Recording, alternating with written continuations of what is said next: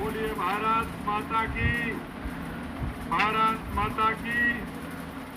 Colonel Kirori Singh Bainsla, colonel Kirori Singh Bainsla आज के colonel Shri Kirori Singh ji Bainsla जी के प्रतिमा अनावरण के कार्यक्रम में उपस्थित मंचासीन विराजमान मेरी कैबिनेट में मेरे साथी गृह राज्य मंत्री सम्मानीय जवाहर सिंह जी मैडम साहब, देवनारायण बोर्ड के अध्यक्ष भाई ओम प्रकाश जी भड़ाना साहब, करौली के विधायक भाई दर्शन सिंह जी गुर्जर साहब, हमारी पार्टी के प्रदेश के मंत्री भाई भूपेंद्र सैनी जी, स्वर्गीय कर्नल किरोड़ी सिंह बैंसला के सुपुत्र सम्मानीय दौलत सिंह जी बैंसला साहब, उनकी सुपुत्री सुनीता बैंसला जी और हमारे देवली उनियारा से प्रत्याशी रहे कर्नल किरोड़ी सिंह बैंसला जी के सुपुत्र भाई विजय बैंसला जी, हमारे पूर्व मंत्री भाई हेम सिंह जी भड़ाना, हमारी पूर्व सांसद रंजीता जी कोहली, पूर्व विधायक मान सिंह जी गुर्जर साहब, प्रदेश के उपाध्यक्ष पूर्व विधायक भाई हेमराज मीना जी, श्री हेमराज पोसवाल जी, महंत भगवान देवनारायण मंदिर आसीन, सुभाष चौधरी जी पूर्व विधायक पलवल हरियाणा, राजेंद्र मीना विधायक प्रत्याशी बामनबाज, अशोक सिंह जी धावाई प्रदेश मंत्री भाजपा, बूढ़ा भगत जी आरक्षण संघर्ष समिति के उपाध्यक्ष, हुकम सिंह ब्रिगेडियर साहब, अजीत जी महुआ पूर्व जिला प्रमुख, राजा राम जी गुर्जर पूर्व नगर पालिका सभापति करौली, महेंद्र सिंह जी खेड़ला पूर्व जिला परिषद सदस्य, दीपक जी करेला साहब सरपंच ग्राम पंचायत मुड़िया और इस कार्यक्रम में आए सभी मेरे पूजाइयों बुजुर्गों, नौजवान दोस्तों और इतनी गर्मी में आई सभी मेरी माता बहनों, सबसे पहले तो मैं आप सभी को नमन करता हूं, आपका वंदन करता हूं, आपका अभिनंदन करता हूं, क्योंकि आप ऐसे कार्यक्रम में आए हैं। कर्नल साहब ने जिस तरह से समाज के लिए, देश के लिए अपने आप को समर्पित करते हुए काम किया था, राष्ट्र सेवी, समाज सेवी स्वर्गीय श्री कर्नल किरोड़ी सिंह बैंसला जी की प्रतिमा के अनावरण कार्यक्रम में हिस्सा लेने का आज जो अवसर प्रदान किया है, इसके लिए मैं आप सभी का बहुत बहुत बहुत बहुत आभारी हूं। सबसे पहले मैं स्वर्गीय कर्नल साहब को श्रद्धांजलि अर्पित करता हूं और आप सभी से कहना चाहता हूं, जिस जीवटता के साथ कर्नल साहब ने देश और समाज की सेवा की, हमें उससे प्रेरणा लेनी चाहिए, उससे प्रेरणा लेनी। कर्नल साहब का उद्देश्य इस देश के लिए था, समाज के लिए था और मेरे पिछड़े हुए उस गांव के लिए था जहां गांव में शिक्षा और चिकित्सा की आज भी आवश्यकता है। मैं आपसे कहना चाहता हूं मेरे भाई और बहनों, जिस तरह से कर्नल साहब ने एक गांव से निकल करके दुनिया को देखा, उन्होंने आगे चल के जिस तरह से अपने आप को और अपने आप के विचार को बढ़ाने का काम किया, मैं मुड़िया की माटी को भी नमन करता हूं, जिसने कर्नल साहब जैसे राष्ट्रभक्त और समाज सेवक को जन्म दिया। देश में समय समय पर ऐसी विभूतियां जन्म लेती हैं जिन्होंने अपना जीवन देश और समाज के लिए समर्पित कर दिया। ऐसी विभूति हर तरह की चुनौतियों को पार कर, खुद को खपाकर समाज को मजबूत करने का काम करती हैं।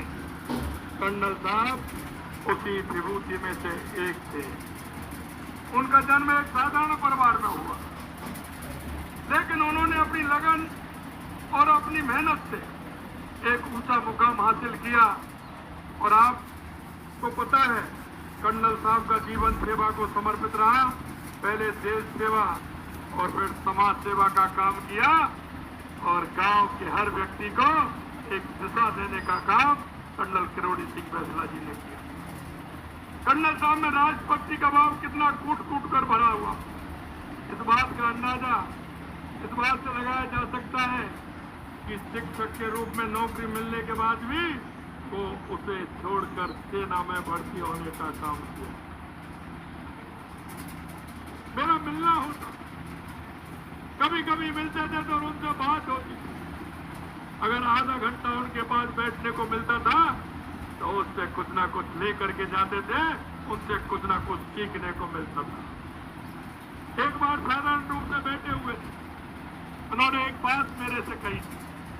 वैसे वो हमने आपने सभी ने किताबों में पढ़ा है, लेकिन उनका वो ध्येय वाक्य था। उन्होंने कहा घर परिवार के फायदा के लिए अगर गांव का फायदा हो तो अपने घर परिवार का फायदा छोड़ देना चाहिए, अगर क्षेत्र का फायदा हो तो गांव का फायदा छोड़ देना चाहिए, अगर तहसील का फायदा हो तो क्षेत्र का फायदा छोड़ देना चाहिए, और जिले का फायदा हो तो तहसील का फायदा छोड़ देना चाहिए, अगर प्रदेश का फायदा हो तो जिले का फायदा भी छोड़ देना चाहिए, और राष्ट्र का फायदा हो तो प्रदेश का भी छोड़ देना चाहिए। ये उनके विचार में था। उनके अंदर राष्ट्रीयता की भावना कूट कूट करके भरी हुई थी। मैं इसलिए कहना चाहता हूं, कर्नल साहब को छोटे स्वरूप में हम नहीं मानते, क्योंकि उनका वो विकास स्वरूप विराट स्वरूप से उन्होंने देखा, क्योंकि उनकी जो सोच से बड़ा होता है व्यक्ति, उनकी सोच किस तरह की है, उनकी राष्ट्रवादी सोच थी, और वो भारत माँ को हमेशा अपनी सोच से आगे लेकर के चलते।